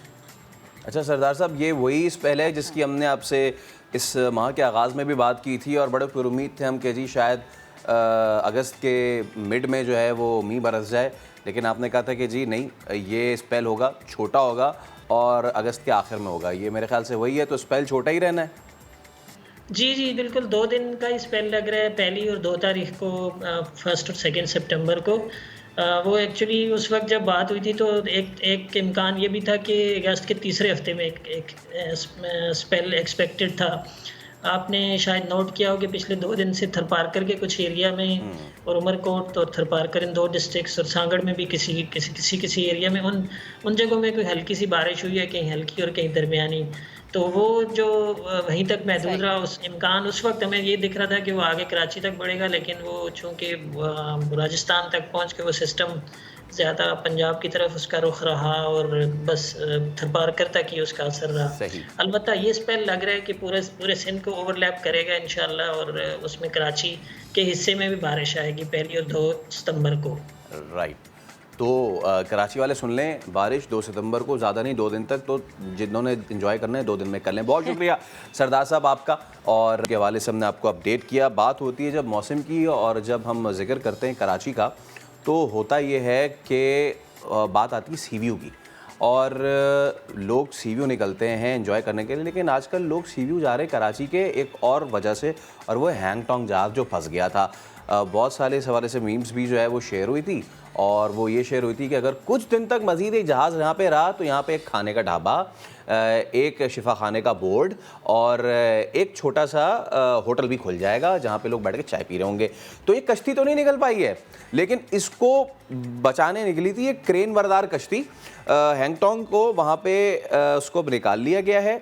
तो हम बात करेंगे इसी हवाले से, हमारे नुमाइंदे शाहनवाज कादरी हमारे साथ मौजूद भी होंगे।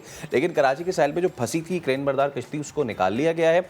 ये क्रेन बरदार कश्ती जो थी, ये हैंगटोंग 77 जहाज़ को रीफ्लोट करने के दौरान साहिल पे फंस गई थी। तो हैंगटोंग तो नहीं निकल पाया, लेकिन जो कश्ती फंसी थी इसको निकालने के लिए क्रेन बरदार, उसको निकाला गया है। अब इस जहाज़ का क्या फ्यूचर है, और ख़ास तौर पे इससे बड़ी अहम चीज़ जुड़ी है और वो है माहौलियात। क्या इस जहाज़ के ज़्यादा देर यहाँ रहने से इस पे कोई असर होगा माहौलियात पे, ये बहुत ज़रूरी है। और लोग जो जौक दर जौक इसको देखने आ रहे हैं, उनके लिए बड़ा ज़रूरी है समझना कि ये डेंजरस हो सकता है। गुज़िश्ता रोज़ हमने ये भी गुज़िश्ता हफ्ते हमने ऐसे भी मनाजिर देखे थे कि लोग जो है इस कश्ती पे भी चढ़ने की कोशिश कर रहे थे। वो कराची वाले ही किया, जो ऐसे अहम मौक़ों पे इस तरह की हरकतें ना करें। तो हम ये भी जानने की कोशिश करेंगे कि कब तक इस जहाज़ को निकाले जाने का इम्कान है, कोई इम्कान है भी या नहीं, क्योंकि इस हवाले से जो मिनिस्ट्री है वो ये कह चुकी है कि इसके टूट जाने का खदशा है। शाहनवाज कादरी हमारे साथ मौजूद है वहीं से। शाहनवाज, बहुत शुक्रिया, बताइएगा कि क्या इस वक्त अपडेट्स हैं? जो फंसी थी क्रेन बरदार कश्ती, उसको तो निकाला गया है, अब दोबारा इसका ऑपरेशन का आगाज़ कब किया जाएगा?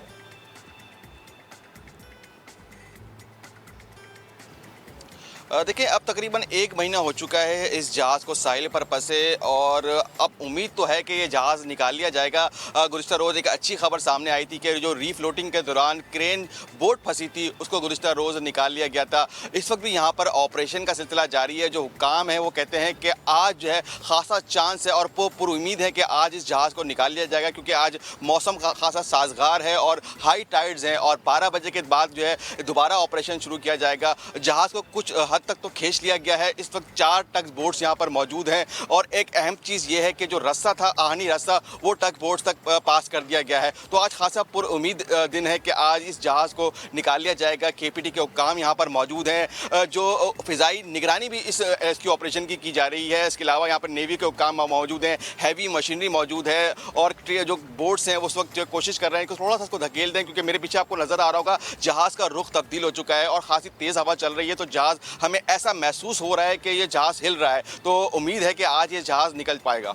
अच्छा शाहनवाज, आपकी मुख्तसरन ने बताइएगा, जो हुक्काम है उनसे बात हुई है कि इसको निकाल के लिया जाएगा कि, लेकिन क्या ये दोबारा सी वर्दी है, ये दोबारा सफ़र में निकल पाएगी? फिट है, ये फिट टू ट्रैवल है?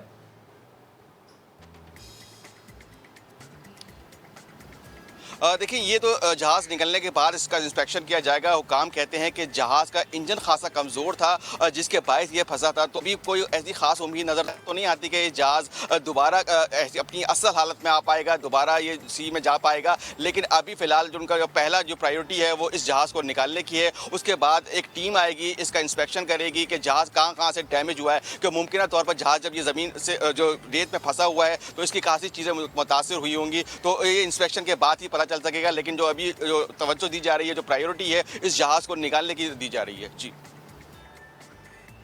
सही है, ठीक। तो अल्लाह करे कि ये निकल जाए। और फैसल, हम देखते भी हैं कि जब भी कोई कश्ती जाती है ना इसको निकालने के लिए, तो वो बेचारी खुद फंस जाती है। तो अल्लाह करे आज ऐसा ना हो। तो बेहद शुक्रिया, शाहनवाज अली कादरी साथ मौजूद थे। अभी एक ब्रेक लेते हैं, ब्रेक के बाद वापस आएंगे और ऐसी तहकीक के बारे में आपको बताएंगे कि आप हैरान रह जाएंगे। लेकिन एक ब्रेक के बाद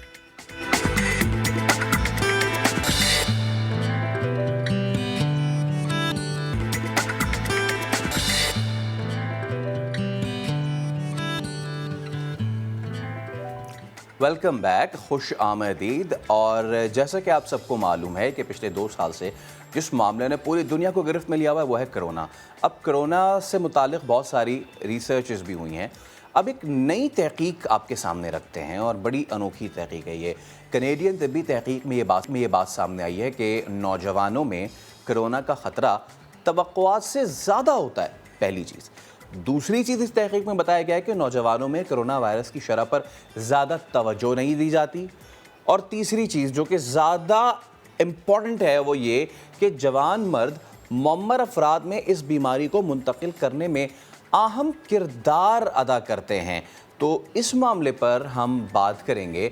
अमेरिका से हमें ज्वाइन किया है मेडिकल रिसर्चर महविश मार्टिन ने। महविश, बहुत शुक्रिया आपके वक्त का। हम तो ये सुनते आ रहे थे कि जो नौजवान हैं उनका इम्यून सिस्टम मजबूत होता है, इसलिए कोरोना उनके लिए ज़्यादा ख़तरनाक नहीं होता है, लेकिन ये तहकीक तो कुछ और ही कह रही है। अस्सलाम वालेकुम जी, thank you so much for having me. Actually अभी जो लेटेस्ट रिसर्च आई है, I haven't read that, but उसके बारे में ये कहूँगी कि मैं अपने पुराने इंटरव्यूज़ में पहले ये बात कर चुकी हूँ कि जो कोरोना वायरस है या जो कोविड-19 का ये सबको इक्वली इफ़ेक्ट कर रहा है।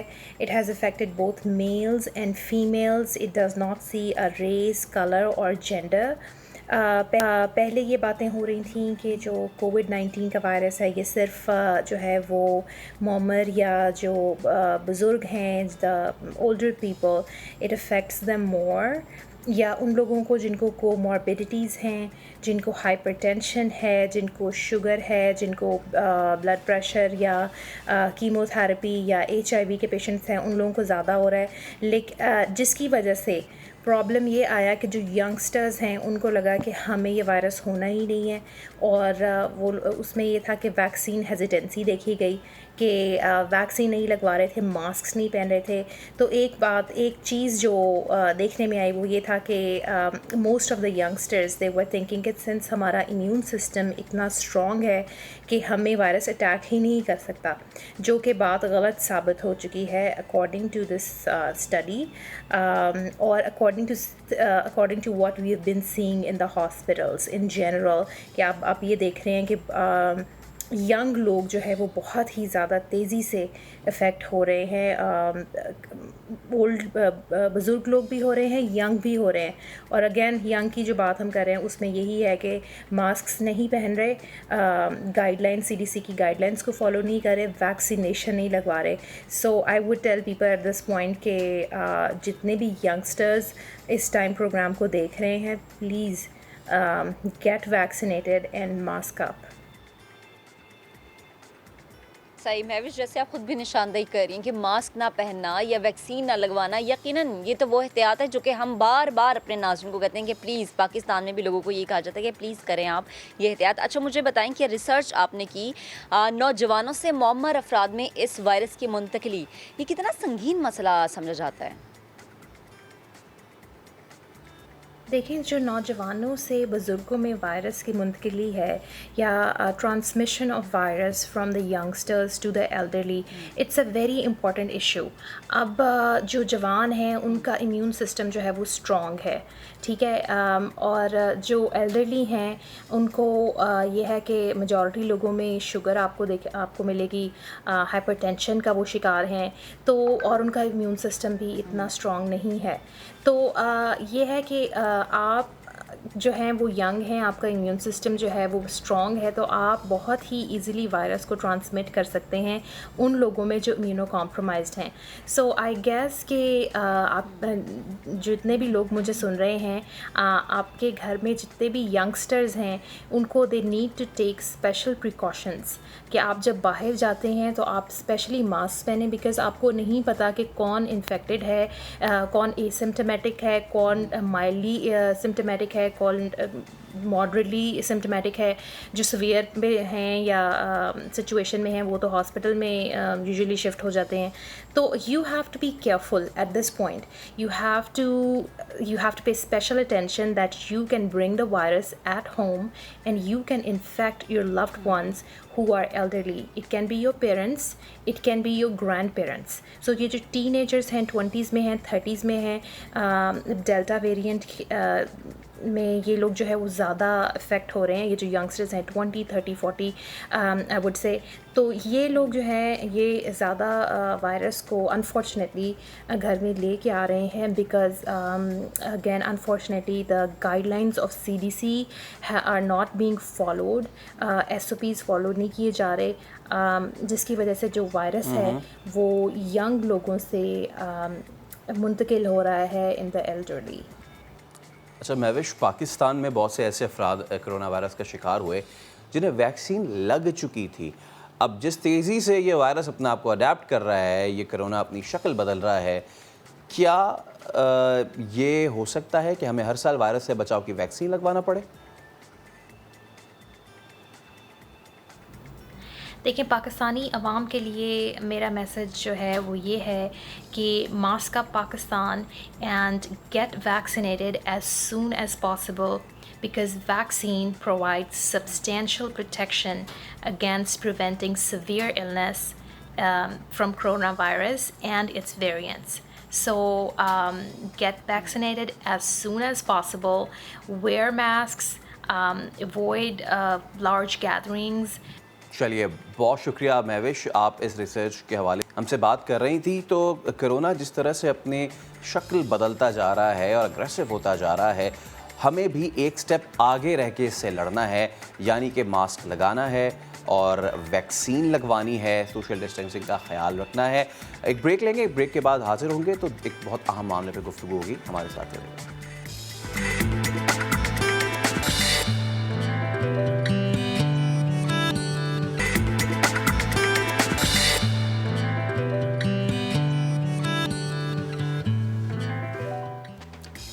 اب باملاحظہ ہوشیار, اب ہم بات کر رہے ہیں مغل بادشاہ جہانگیر کی, جہانگیر کے دور کی, اور اس دور میں شیخوپورہ میں تعمیر کیا گیا تھا ایک قلعہ. اس کی حالت کیسی ہے اس کا احوال بتائیں گی عائشہ عطا.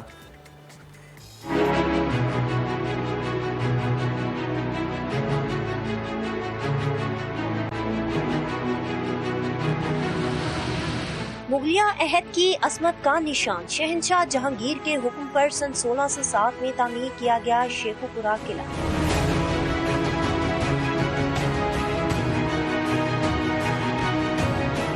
یہ قلعہ 400 سال گزر جانے کے بعد خستہ حال ضرور مگر خوبصورتی اور بناوٹ میں اپنی مثال آپ ہے.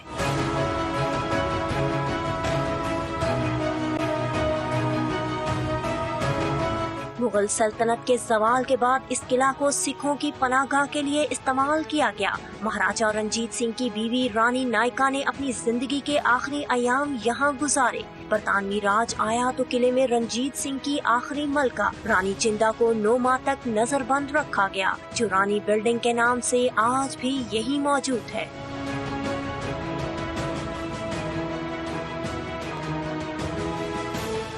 وقت کی تیزی اور محکموں کی لاپرواہی سے قلعے کے کچھ حصے گر چکے ہیں، جبکہ باقی حصے محکمہ آثار قدیمہ کی توجہ کے منتظر ہیں. یہ قلعہ مغل پیریڈ کا ایک اہم ترین جو ہے وہ مانومنٹ ہے. اس کا جو بڑا سٹرکچر ہے اس کو سب سے پہلے بحال کیا جائے. اس کے بعد پھر اس کے اندر آپ کو پتہ ہے کہ بہت سی حویلیاں ہیں اور ریزیڈینشل پیلسز ہیں جو بہت ہی خراب حالت میں ہیں، تو ان کی پھر اگلے مرحلے میں ہم بحالی کا جو ہے نا وہ اسکیم لے کے آئیں گے. محکمے کی جانب سے اسے خطرناک عمارت قرار دیتے ہوئے سیاحوں اور مقامی افراد کے لیے بند کر دیا گیا.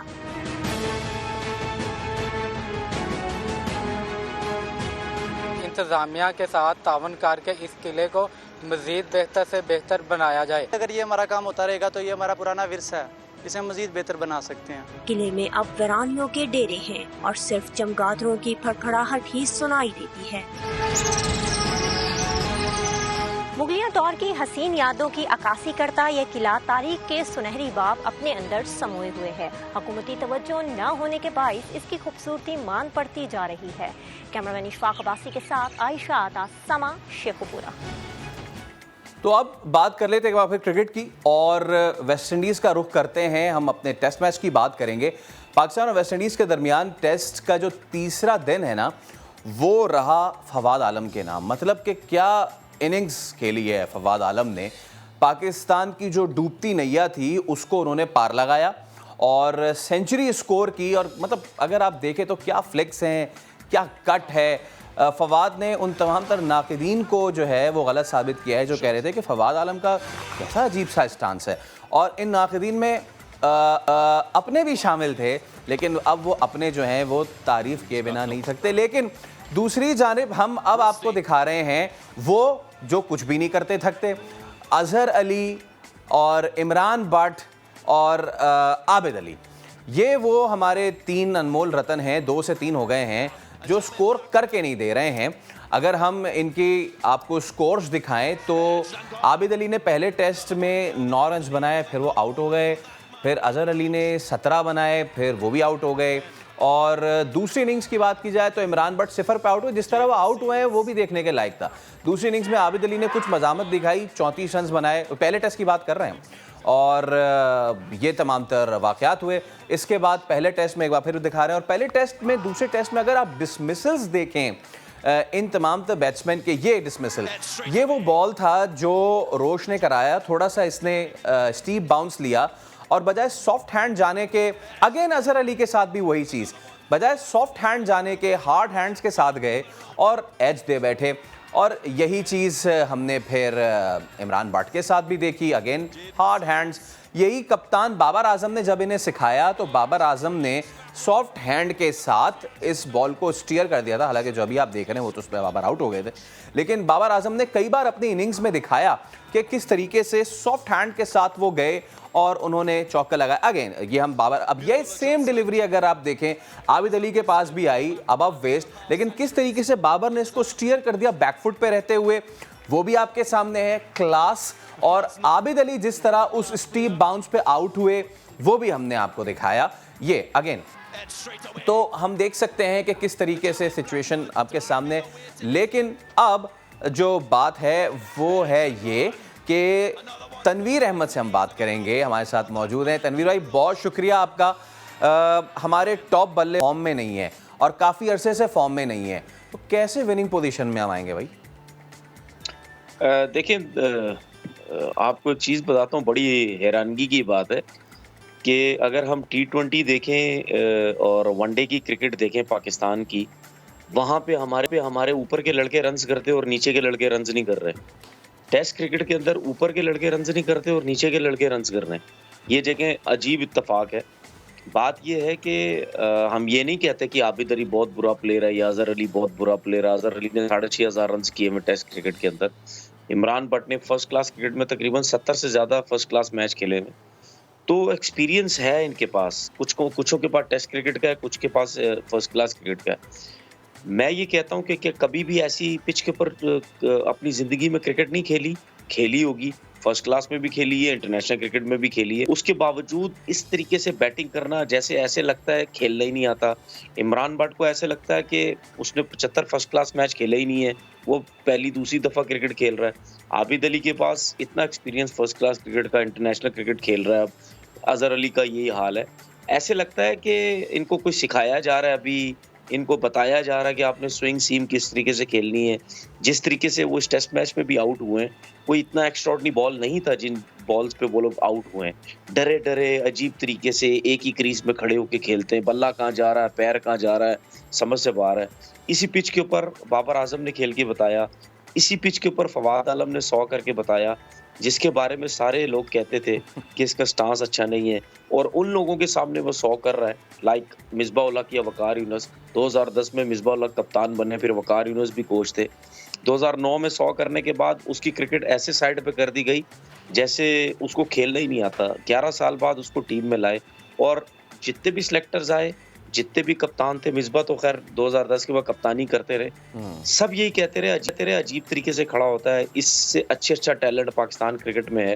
اب وہ جب واپس آیا تو اس نے سب کے منہ بند کیے. اب میں تو یہ سوچتا ہوں کہ مصباح کس بیس پہ ہنس کے تالیاں بجاتا ہے, وقار یونس کیا دیکھ کے سوچتے ہوں گے کہ ہم نے اس کے ساتھ کیا کیا ہے. ہم لوگ پاکستان کرکٹ کو خود تباہ کرتے ہیں, ہم اچھے ٹیلنٹ کو تباہ کرتے ہیں. ہم بالکل نہیں سوچتے کہ ہماری پسند کا نہیں ہے تو ہم اس کی کرکٹ کیوں خراب کر رہے ہیں. ہم نے پاکستان کی کرکٹ کو بہتر کرنا ہے. لیکن پرابلم یہ ہے کہ فواد عالم کو کوئی پسند ہی نہیں کرتا تھا, جس کی وجہ سے وہ ٹیم میں سلیکٹ نہیں ہوتا تھا, لیکن وہ رنز اتنے کرتا تھا.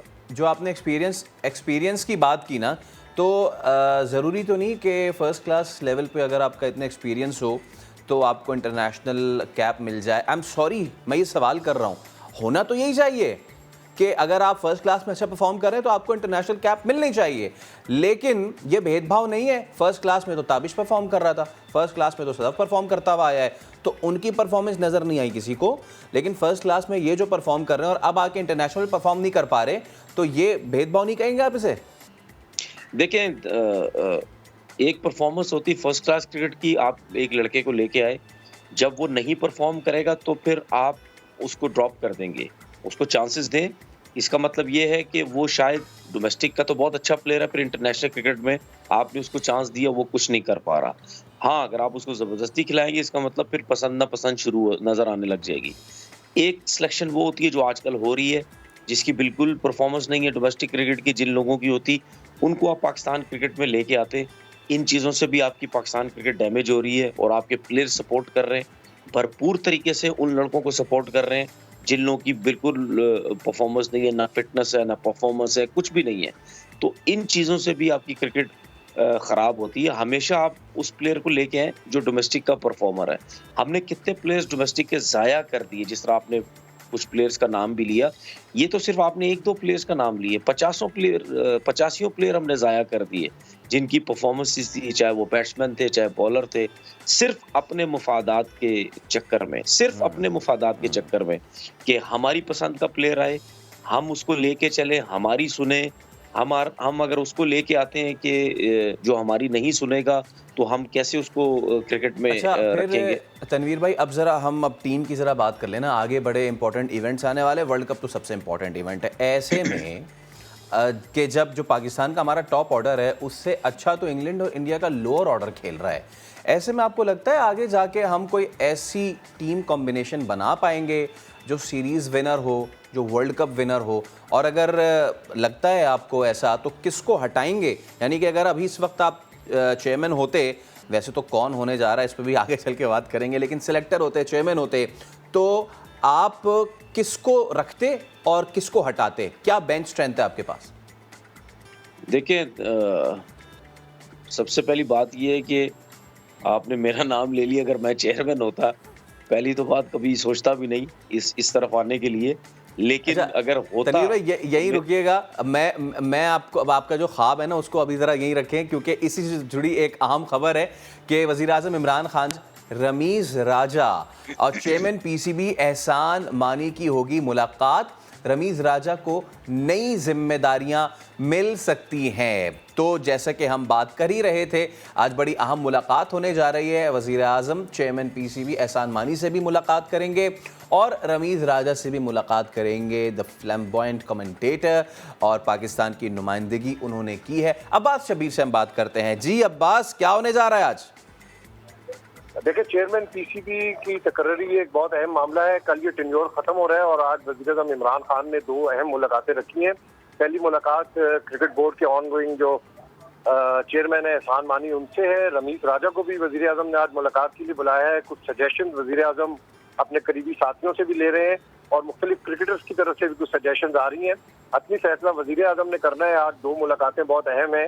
یا تو احسان مانی صاحب کا ٹینیور کنٹینیو ہوگا یا رمیز راجہ صاحب کو کوئی پاکستان کرکٹ بورڈ میں کوئی اہم ذمہ داری مل سکتی ہے. تو اہم ملاقاتیں ہیں chairman cricket board Ehsan Mani اور رمیز راجہ سے وزیر اعظم کی, جس میں آج فیصلہ کر لیا جائے گا کہ پاکستان کرکٹ بورڈ میں کیا تبدیلی جائیں گے. فیصلہ کر لیا جائے گا اور اہم معاملات ہونے جا رہے ہیں. جی تنویر, تو ہم نام لے ہی رہے تھے اور ہم مطلب نام نہیں لینا چاہ رہے تھے, لیکن وہ سامنے آ گیا ہے. تو کیسے دیکھتے ہیں آپ یہ بڑی اہم ملاقات ہونے جا رہی ہے اور قوی امکان یہی ہے کہ رمیز راجہ جو ہیں وہ آپ کے نئے چیئرمین پی سی بی ہو سکتے ہیں. کیسے دیکھیں گے آپ اس فیصلے کو؟ دیکھیں, یہ تو کافی 2-3 دن سے چیزیں چل رہی ہیں کہ ہو سکتا ہے رمیز راجہ جو ہیں وہ پاکستان کرکٹ بورڈ کے چیئرمین بن جائے. میرا کہنے کا مقصد یہ ہے کہ پاکستان کرکٹ بورڈ کا چیئرمین کوئی بھی بنے, کیا وہ اپنی مرضی سے کرکٹ بورڈ کو چلائے گا یا نہیں چلائے گا. ہمیں تو یہ پتا ہے کہ ڈپارٹمنٹ کرکٹ واپس آئے گی نہیں کیونکہ عمران خان صاحب نہیں چاہتے. ہمیں یہ پتا ہے کہ 6 ٹیموں سے زیادہ ٹیمیں ہو نہیں سکتی کیونکہ عمران خان صاحب نہیں چاہتے. اگر یہ سب چیزیں نہیں ہوتی, اگر رمیز بھائی اپنی مرضی سے چیزیں کرنا چاہتے ہیں, اگر انہوں نے 2 ٹوک بات کی ہے عمران بھائی سے کی کریں گے کہ آپ مجھے یہ ذمہ داری دے تو رہے ہیں لیکن میں یہ ان چیزوں کو بہتر کرنا چاہتا ہوں, نہ میں کسی کی انوالومنٹ چاہتا ہوں. اگر اس چیز کے اوپر بات ہوتی ہے تو پھر تو سمجھ آتی ہے. لیکن اگر ان کے ہوتے ہوئے بھی یہی سب کچھ ہوتا رہا, سلیکٹر اپنی مرضی سے بیکار سی ٹیم سلیکٹ کر رہے ہیں, میرٹ پہ لوگ آ نہیں رہے, جابز ایسے لوگوں کو کرکٹ بورڈ میں دیے جا رہی ہیں جو بالکل میرٹ کے نہیں ہیں, جن نے کوچنگ کورسز نہیں کیے, جنہوں نے کچھ بھی نہیں کیا ہوا, جن کا کوئی ایکسپیرینس نہیں ہے. اگر یہی لوگ آتے رہے بغیر ایکسپیرینس کے رمیز راجہ صاحب کے انڈر بھی, تو پھر اس کا مطلب یہ ہے کہ وہ بھی اپنی صرف سیٹ کے لیے ہیں. ان کو بھی خوشی ہے کہ جی میں پاکستان کرکٹ بورڈ کا چیئرمین بن گیا ہوں. اور چیئرمین بننے کا مقصد جو ہم بات کر رہے تھے اس اہم خبر سے پہلے, اس پہ ذرا کنٹینیو کریں کہ اگر آپ کے پاس میں ہو, اور کیونکہ آپ کی نظر بھی رہتی ہے گہری فرسٹ کلاس کرکٹ پہ, کیا بینچ اسٹرینتھ ہے ہمارے پاس اور کیا واقعی لانے کا وقت ہے, یا پھر ہمیں دوبارہ جو ہمارے اولڈ ہارسز ہیں ان پہ ریلائی کرنا پڑے گا؟ شعیب ملک, محمد حفیظ, ایون سرفراز. دیکھیں, میرے ہاتھ میں اگر چیزیں ہوتی تو آپ کو علیحدہ چیزیں نظر آ جاتی, کیونکہ میں تو نہ یہ نیشنلٹیوں والے لوگوں کو گھسنے دیتا پاکستان کرکٹ کے اندر, نہ ایسے لوگوں کو جاب دیتا کہ جن کے پاس کوئی ایکسپیرینس نہیں ہے. ٹھیک ہے, ان کو لگا دیا گیا کوچنگ میں, جنہوں نے فوراً کرکٹ چھوڑی ان کو کوچنگ میں لگا کے دیا. دوستی یاری بھری پڑی آپ کو کوچز میں نظر آ رہی ہے, دبا کے دوستی یاری لگائی گئی ہے کوچز کو جن کو لگایا گیا. میرے پاس یہ چیزیں ہوتی تو یہ تو دور تک نظر نہیں آتے کہیں بھی, صرف میرٹ کے لوگ آپ کو نظر آتے ہیں. اور اگر مجھے کام نہیں کرنے دیا جاتا تو میں تو چھوڑ دیتا جاب, کیونکہ میں پیسوں کا بھوکا نہیں ہوں. میں کہتا ہوں جی لائے ہو تو مجھے کام کرنے دو, نہیں کام کرنے دینا تو میں چھوڑ دوں گا. لیکن یہاں اس ملک میں اس طریقے سے ہوتا نہیں ہے. دوسری بات, آپ نے سلیکشن کی بات کی, دیکھیں جو فی الحال اعظم خان ہو گیا, خوشدل شاہ ہو گیا, آصف علی ہو گیا یا شعیب مقصود ہو گیا, ان لوگوں کے اگر آپ نے ورلڈ کپ جیتنا ہے, جیتنے کا سوچ رہے ہیں یا کھیلنے کا سوچ رہے ہیں, تو بھائی معذرت کے ساتھ مجھے تو نہیں لگتا کہ یہ کچھ کر پائیں گے. نہ کسی کی فٹنس ہے, نہ پرفارمنس ہے. اور اگر شعیب ملک آپ کے پاس ایسی چوائس ہے کہ جس کو آپ پھر بھی لے کے جا سکتے ہیں, اور آپ تو ہم دیکھتے ہیں کہ جی کیا پھر اس پہ فیصلہ ہے. اور پاکستان کا جو ویسٹ انڈیز سے ٹیسٹ میچ ہے وہ بڑی اہم صورتحال اختیار کرتا جا رہا ہے. آج ہے بڑا اہم دن, دیکھتے ہیں کہ یہ دن کیسے انفولڈ ہوتا ہے. آج کے نئے دن سے فی الحال اتنا ہی, دیجیے اجازت, اللہ حافظ.